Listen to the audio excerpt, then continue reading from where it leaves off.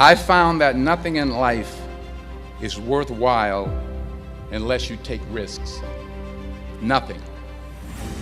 Nelson Mandela said, "There is no passion to be found playing small and settling for a life that's less than the one you're capable of living."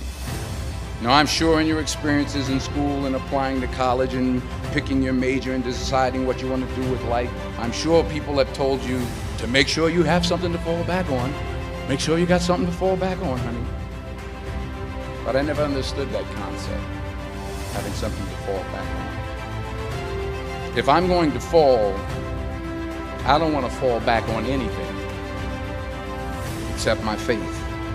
I want to fall forward. I figure at least this way I'll see what I'm going to hit. Fall forward. This is what I mean. Reggie Jackson struck out 2,600 times in his career, the most in the history of baseball. But you don't hear about the strikeouts. People remember the home runs. Fall forward. Thomas Edison conducted 1,000 failed experiments. Did you know that? I didn't know that. Because the 1,001st was the light bulb. Fall forward. Every failed experiment is one step closer to success. You've got to take risks, and I'm sure you've probably heard that before, but I want to talk to you about why that's so important. I got 3 reasons, and then you can pick up your iPhones. First, you will fail at some point in your life. Accept it. You will lose. You will embarrass yourself. You will suck at something. There's no doubt about it. And I know that's probably not a traditional message for a graduation ceremony, but hey, I'm telling you, embrace it, because it's inevitable. And I should know. In the acting business, you fail all the time. Early on in my career, I auditioned for a part in a Broadway musical. Perfect role for me, I thought, except for the fact that I can't sing. So I'm in the wings, I'm about to go on stage, but the guy in front of me, he's singing like Pavarotti. He's just on and on and on. He's just going on and on and on. And I'm just shrinking, I'm getting smaller and smaller. So they say, "Oh, thank you very much, and you'll be hearing from us." So I come out with my little sheet music, and it was Just My Imagination by The Temptations. That's what I came up with. So I hand it to the accompanist, and she looks at it and looks at me and looks out at the director and is like, ah. So I start, I'm going to sing. I'm like,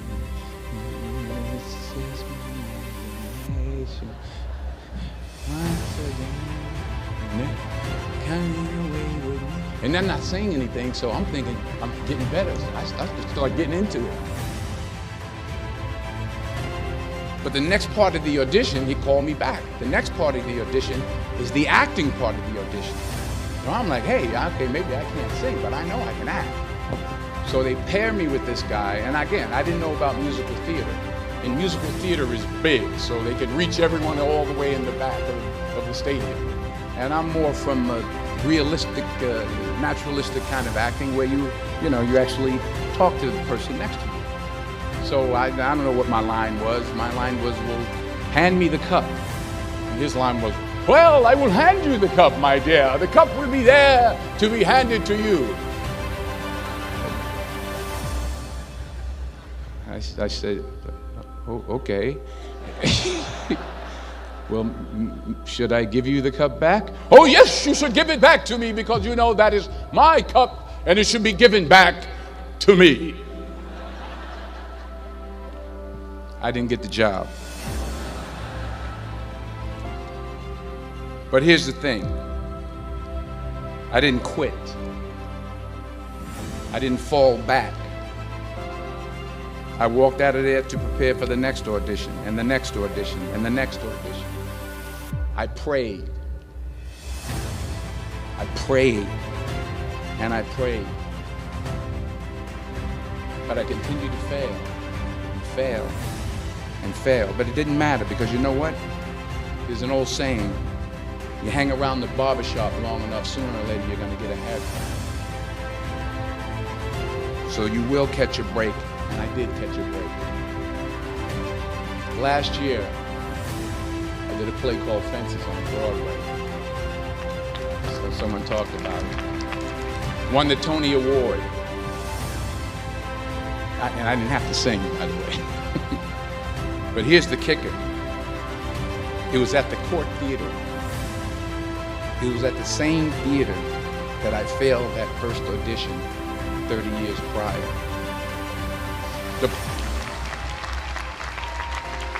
The point is, and I'll pick up the pace, the point is every graduate here today has the training and the talent to succeed. But do you have the guts to fail? Here's my second point about failure. If you don't fail, you're not even trying. I'll say it again. If you don't fail, you're not even trying. My wife told me this great expression. To get something you never had, you have to do something you never did. Les Brown's a motivational speaker. He made an analogy about this. He says, imagine you're on your deathbed, and standing around your deathbed are the ghosts representing your unfulfilled potential. The ghost of the ideas you never acted on. The ghost of the talents you didn't use. And they're standing around your bed, angry, disappointed, and upset. They say, we came to you because you could have brought us to life, they say. And now we have to go to the grave together.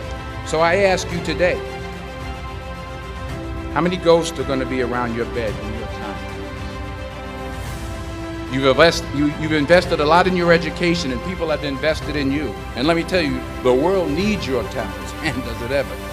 I just got back from Africa like 2 days ago, so if I'm rambling on, it's because I'm jet lagged. I just got back from South Africa. It's a beautiful country, but there are places there with terrible poverty that need help. And Africa is just the tip of the iceberg. The Middle East needs your help. Japan needs your help. Alabama needs your help. Tennessee needs your help. Louisiana needs your help. Philadelphia needs your help.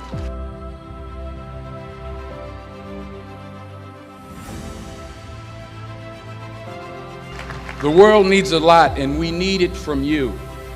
We really do. We need it from you young people. I mean, I'm not speaking for the rest of us up here, but I know I'm getting a little grayer. We need it from you, the young people, because remember this. So you got to get out there.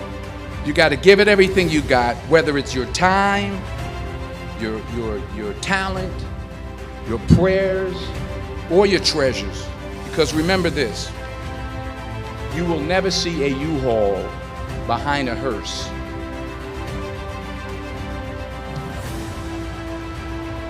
I'll say it again. You will never see a U-Haul behind a hearse. You can't take it with you. The Egyptians tried it, and all they got was robbed. So the question is, what are you going to do with what you have? I'm not talking about how much you have. Some of you are business majors. Some of you are theologians, nurses, sociologists. Some of you have money. Some of you have patience. Some of you have kindness. Some of you have love. Some of you have the gift of long suffering. Whatever it is, whatever your gift is, what are you going to do with what you have? All right, now here's my last point about failure. Sometimes it's the best way to figure out where you're going. Your life will never be a straight path. I began at Fordham University as a pre-med student. I took a course called the cardiac morphogenesis. I still can't say it. Cardiac morphogenesis. I couldn't read it. I couldn't say it. I sure couldn't pass it. So then I decided to go into pre-law, then journalism. And with no academic focus, my grades took off in their own direction. Yeah, down. I was a 1.8 GPA one semester, and the university very politely suggested that it might be better to take some time off. I was 20 years old. I was at my lowest point. And then one day, and I remember the exact day, March 27th, 1975, I was helping my mother in her beauty shop. My mother owned a beauty shop up in Mount Vernon. And there was this older woman who was considered one of the elders in the town. And I didn't know her personally, but I was looking in the mirror, and every time I looked through the mirror, I could see her behind me, and she was staring at me. She just kept looking at me. Every time I looked at her, she kept giving me these strange looks. So she finally took the dryer off her head and she said something I'll never forget. First of all, she said, "Somebody give me a piece of paper. Give me a piece of paper." She said, "Young boy, I have a prophecy, a spiritual prophecy." She said, "You are going to travel the world and speak to millions of people." Now mind you, I'm 20 years old, I'm flunked out of school. In fact, like a wise ass, I'm thinking to myself, maybe she's got something in that crystal ball about me getting back into school next fall. But maybe she was on to something, because later that summer, while working as a counselor at the YMCA camp in Connecticut, we put on a talent show for the campers.